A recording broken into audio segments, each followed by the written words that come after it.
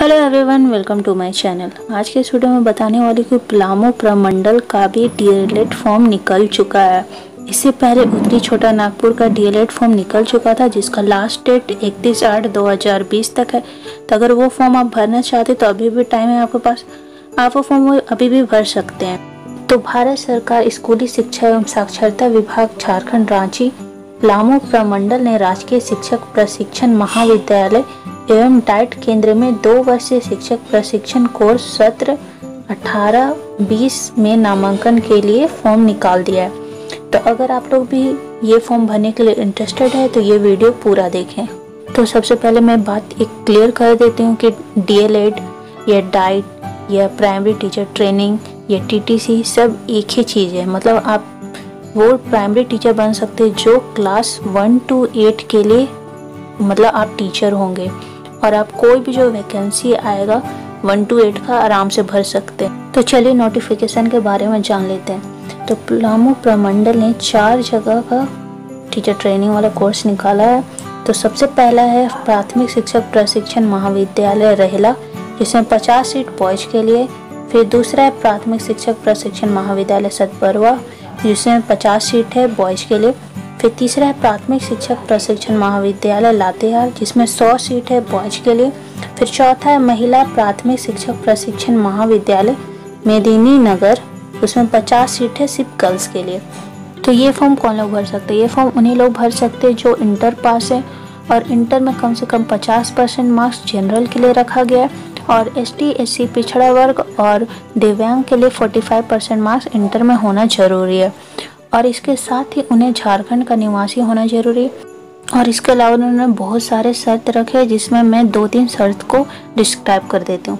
तो फर्स्ट उन्होंने ये बोला कि अगर जैसे होता है कि आप लोग बाहर में झारखंड से दूसरे राज्य में बस शिक्षा ग्रहण करें शुरू से, तो वैसे लोग ये फॉर्म नहीं भर सकते कि उन्हें यहाँ झारखंड में कम से कम कोई भी उच्चतर शिक्षा हासिल कर रहे हैं या मतलब कर लिए, तभी वो अप्लाई कर सकते हैं।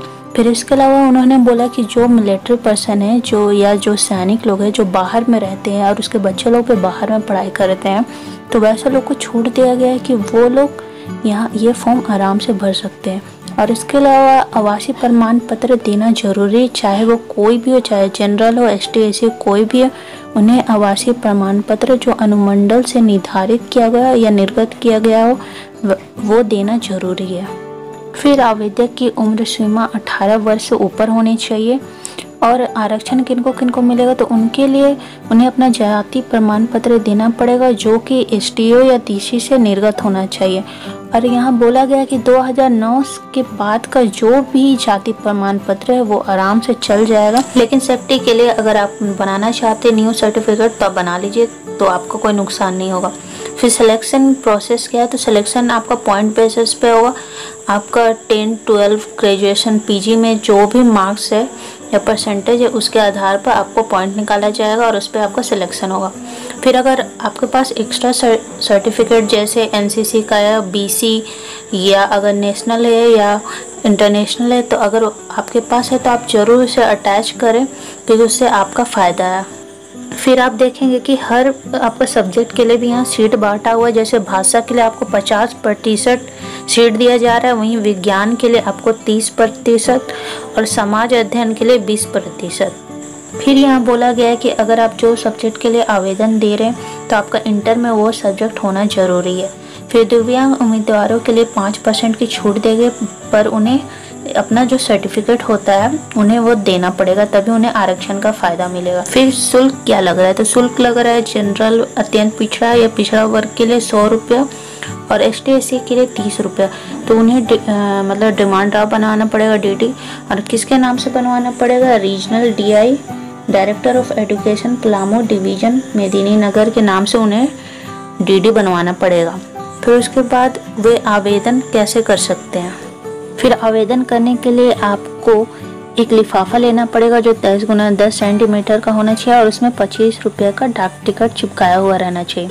फिर उसमें पूरा पता जो यहाँ पर है, regional DI director of education Palamu division Medini Nagar Jharkhand pin 822101 पर होना चाहिए, और प्लस वहाँ पर आप अपना जो पूरा नाम होगा और आप मेल है फीमेल है और आप किस कोटि के हैं, और प्लस आप कौन सा सब्जेक्ट चूज करें वो मोटे अक्षर में वहाँ लिखा रहना चाहिए।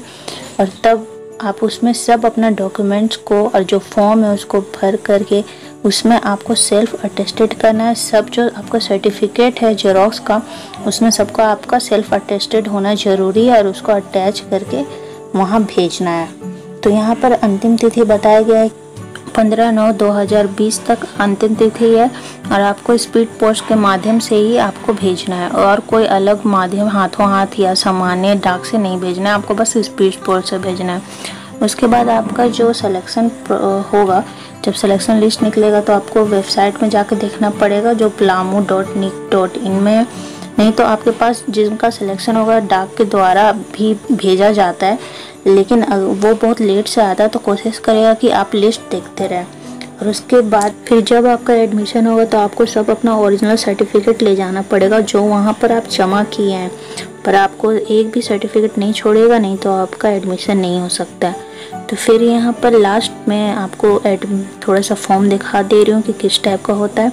तो आप वेबसाइट से जा कर के फॉर्म और नोटिफिकेशन आप डाउनलोड कर लीजिएगा और इसमें सब भर करके सब चीज़ अटैच करके वहाँ जल्दी से जल्दी भेज दीजिएगा।